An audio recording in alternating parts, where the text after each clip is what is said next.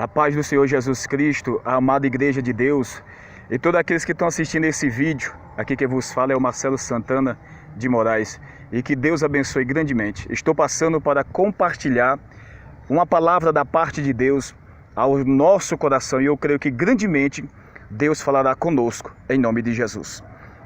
Quero trazer para os irmãos aqui Mateus 25, Mateus capítulo 25, a partir do versículo 31, que está escrito assim: E quando o Filho do Homem vier na sua glória, e todos os santos anjos com ele, então se assentará no trono da sua glória. Versículo 32. E todas as nações serão reunidas diante dele, e apartará um dos outros, como o pastor aparta dos bodes as ovelhas. Verso 33. E porá as ovelhas à sua direita, mas os bodes à esquerda. Versículo 34. Aleluia. Então dirá o rei aos que estiverem à sua direita: Vinde bendito do meu Pai, possuí por herança o reino que vos está preparado desde a fundação do mundo. Versículo 35. Porque tive fome e me deste de comer, tive sede e me deste de beber. Era estrangeiro e hospedaste-me. Verso 36. Estava nu e vestiste-me. Adoeci-me e visitaste-me, tive na prisão e foste me ver. Verso 37. Então os justos lhe responderão, dizendo: Senhor, quando te vimos com fome e te demos de comer, ou com sede te demos de beber? E quando te vimos estrangeiro e te hospedamos, ou nu e te vestimos? Verso 39. E quando te vimos enfermo ou na prisão e fomos ver-te? Verso 40. E respondendo o rei lhes dirá: Em verdade vos digo que quando o fizeste a um destes meus pequeninos irmãos, a mim o fizeste. Versículo 41. Então dirá também aos que estiverem à sua esquerda: Apartai-vos de mim, maldito, para o fogo eterno, preparado para o diabo e seus anjos, porque tive fome e não me deste de comer. Continuação do texto. Tive sede e não me deste de beber. Verso 43. Sendo estrangeiro não me recolheste, estando nu não me vestiste-me, e estando enfermo na prisão não me visitaste. Versículo 44.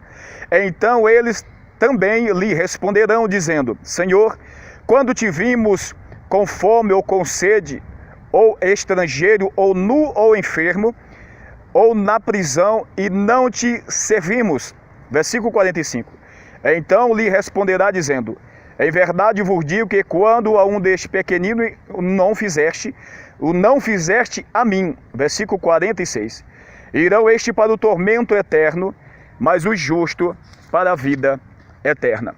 Amados e queridos, aqui do capítulo 25 de Mateus, a partir do versículo 31, nós tiramos vários ensinamentos, vários princípios do reino para aplicar na nossa vida, uma vez que nós somos servos de Deus. Aqui está recheado de tantas revelações.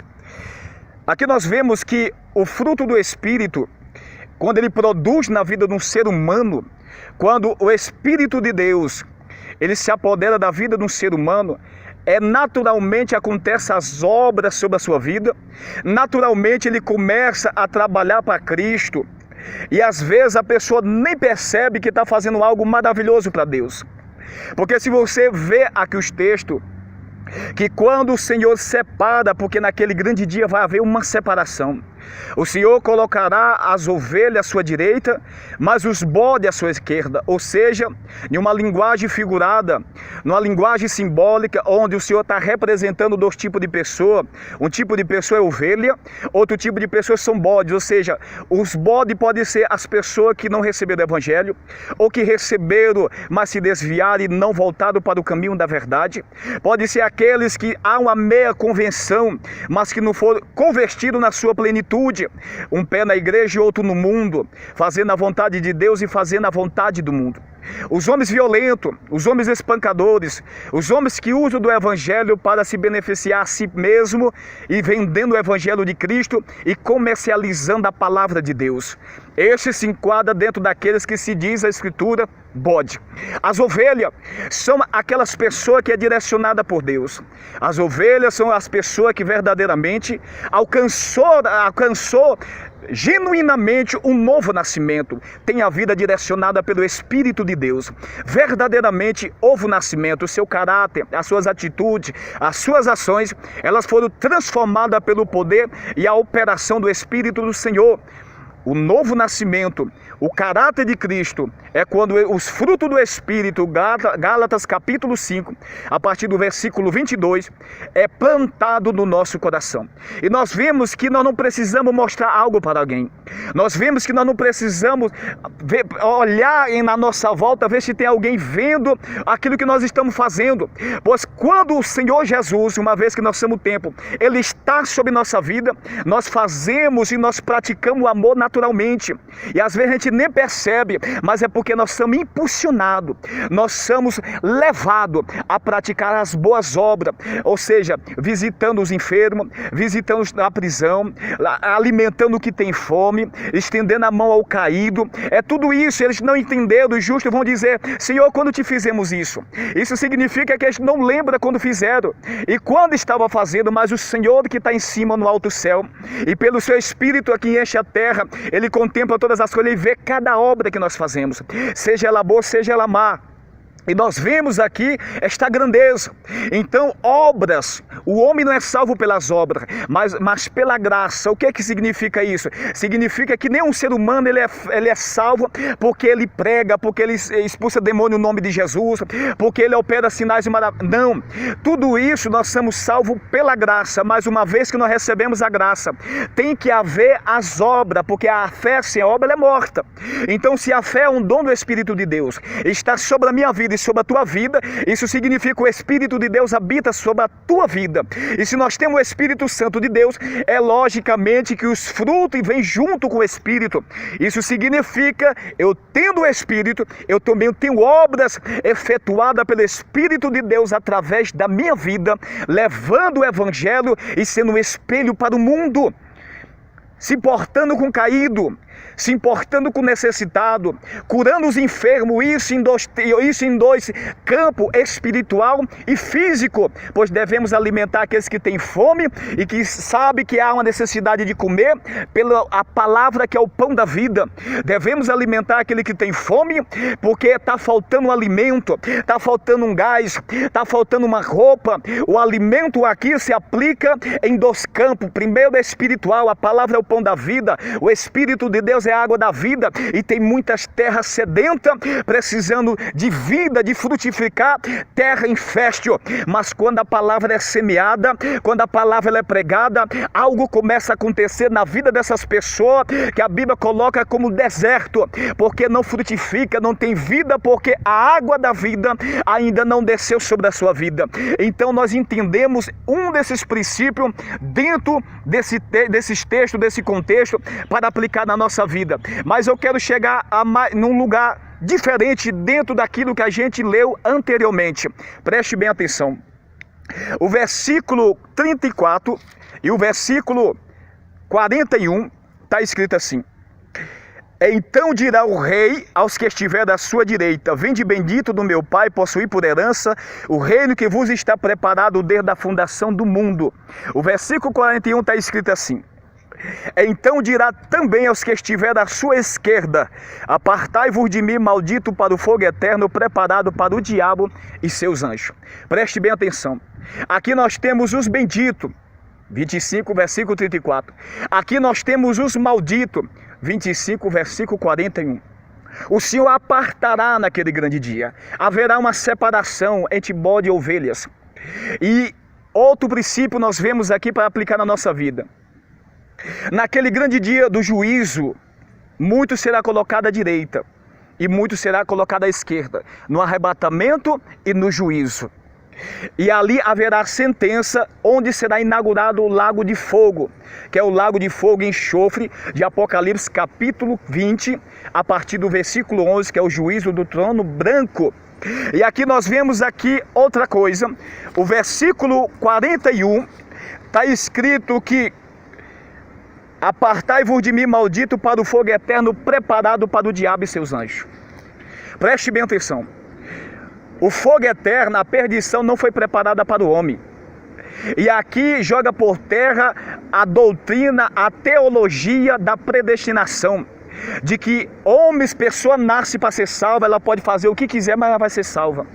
E que outros nascem para ser perdidos, ainda que eles façam todo esforço do mundo, eles vão se perder, porque Deus o predestinou para se perder e Deus o predestinou para se salvar. Não existe isso. Somente esse texto lança por terra todo esse ensinamento. Por quê? Porque o inferno não foi preparado para o homem. O lago de enxofre, o lago de fogo aqui é o lago de fogo de Apocalipse capítulo 20. O inferno é uma coisa onde o homem morre, quando ele perde a salvação, a sua alma já desce para o inferno, esperando o dia do juízo, esperando o dia da ressurreição do corpo. Mas no dia do juízo surgirá um lago de fogo, onde os corpos unificados com seu espírito, depois da sentença recebida diante do trono branco, será jogado no lago de fogo. Esse aqui do versículo 41 é o lago de fogo. Isso acontecerá após o juízo, depois dos 1000 anos.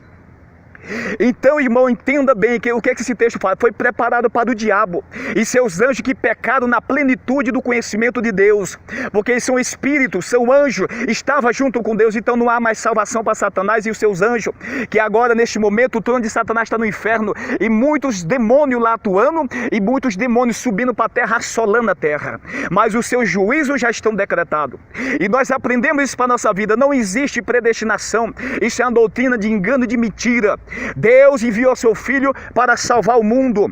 E para não ficar na minha palavra, mas eu estou pregando a Bíblia, eu quero compartilhar com você 3, versículo 17 de João, está escrito: porque Deus enviou seu Filho ao mundo não para que condenasse o mundo, mas para que o mundo fosse salvo por ele. O Senhor não veio para condenar o mundo. O que é o mundo? Está se referindo à humanidade, o ser humano.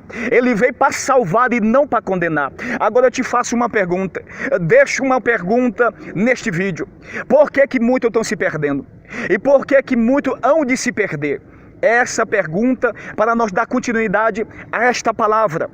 Porque se o fogo eterno não foi preparado para o diabo e seus anjos, e não para os homens, por que muitos estão descendo ao inferno agora? E por que muitos, naquele grande dia, será jogado no lago de enxofre, fogo ardente, e queimará pela eternidade? Por que muitos vão para lá? E por que muitos estão descendo ao inferno agora? A própria palavra de Deus, ela faz pergunta e ela mesma responde. João capítulo 3, a partir do versículo 19, está escrito assim, Evangelho de João, capítulo 3, a partir do versículo 19, está escrito assim: e a condenação é esta, que a luz veio ao mundo, e os homens amaram mais as trevas do que a luz, porque as suas obras eram más. Versículo 20, porque todo aquele que faz o mal aborrece a luz, e não vem para a luz, para que as suas obras não sejam reprovadas. Preste bem atenção. O versículo 20 vou ler. Porque todo aquele que faz o mal aborrece a luz, e não vem para a luz, para que as suas obras não sejam reprovadas. O versículo 19, o versículo anterior, vou voltar. E a condenação é esta, que a luz veio ao mundo, e os homens amaram mais as trevas do que a luz. Os homens fizeram o que? Amaram. Há um amor pelo pecado. Há um gozo pelo pecado. O pecado ele é tão bom que ele é satisfatório à nossa natureza humana. Como diz o texto, e a condenação é esta. O Senhor está dizendo através da sua palavra: os homens se perderão a salvação por isto. Porque a luz vê o mundo, que é a luz, a palavra, Jesus Cristo. João capítulo 9 diz: eu sou a luz do mundo. Ele é o verbo, a palavra é o verbo, a palavra de Deus é a palavra viva, é o Cristo. Então ele vê o mundo, nós temos a palavra, nós temos a luz, que é a Bíblia, nas suas mãos, é o manual da salvação. Só que há um amor e um gozo pelo pecado, como diz o texto de capítulo 3 de João, versículo 19. Então há um gozo, há um apego ao pecado, e porque quem ama não quer não quer ficar longe. Quem ama quer estar abraçado.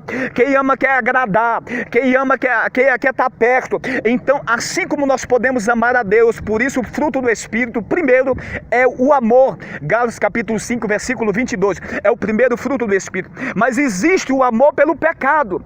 E este amor pelo pecado tirará muitas pessoas da presença de Deus, levando essas pessoas à condenação eterna, os prazeres momentâneos, as festinhas, as rodas de escarnecedores, o prazer da droga, o prazer da bebida, o prazer de se prostituir com a mulher que não é sua, o prazer de trair a sua esposa ou de trair o seu esposo.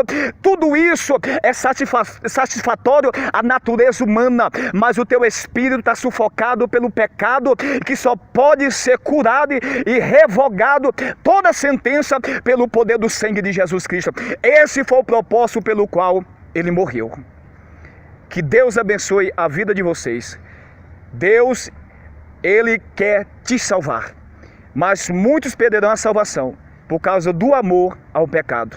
Não deixe esse amor momentâneo, passageiro, tirar você da presença de Deus, te destruir, te levar para o vale da destruição, do lago que arde com fogo e enxofre, onde todos os escarnecedores, idolatras, mentirosos, aqueles que não aceitam a mensagem da cruz, estão descendo no inferno agora, e naquele grande dia, no lago de fogo e enxofre, que é a segunda morte pela eternidade. Não queira isso para a sua vida. Se converta dos seus caminhos, entrega a tua vida ao Senhor, deixa o Senhor Jesus conduzir a sua vida por intermédio do Espírito dele, como está escrito em Romanos capítulo 8, versículo 14, porque todos aqueles que são guiados pelo Espírito de Deus, esses são filhos de Deus. Que Deus abençoe a todos vocês e até o nosso próximo encontro, em nome de Jesus.